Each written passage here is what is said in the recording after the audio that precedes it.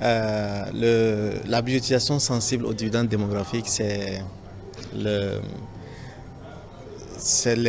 l'allocation des ressources publiques. Pour permettre l'atteinte de la capture du dividende démographique.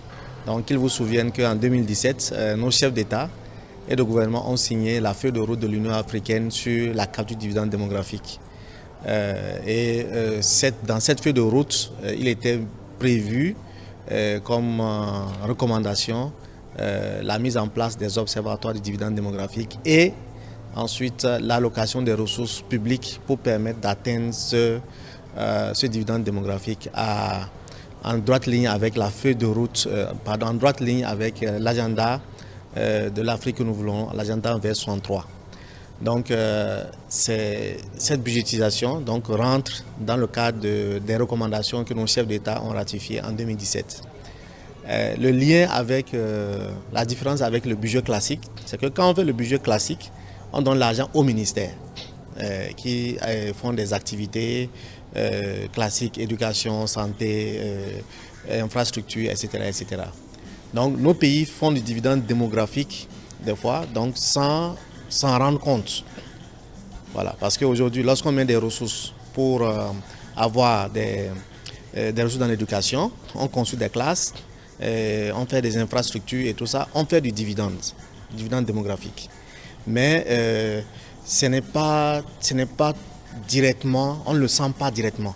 Donc le travail ici, quand on dit budgétisation sensible au dividende démographique, c'est qu'il y a un processus dans lequel on fait d'abord un indicateur de suivi du dividende démographique et on essaie de voir cet indicateur, comment il est sensible lorsque les budgets de l'État augmentent.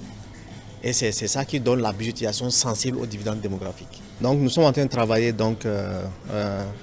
avec le Niger, donc ici avec les différents pays. Donc sur le cas spécifique du Niger, la fécondité est connue.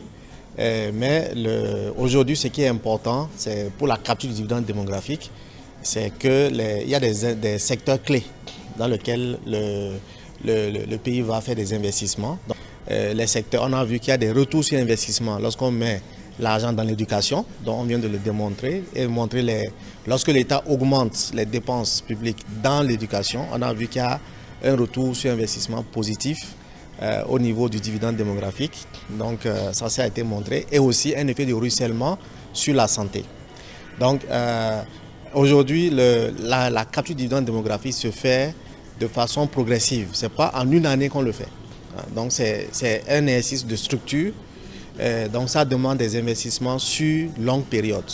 Mais ce que nous avons vu, c'est qu'aujourd'hui, le Niger, en tout cas avec les simulations qui ont été faites avec la partie nationale, que nous sommes en train d'affiner, c'est que les impacts des investissements en éducation et en santé ont des effets positifs sur l'indicateur de capture du dividende démographique du Niger.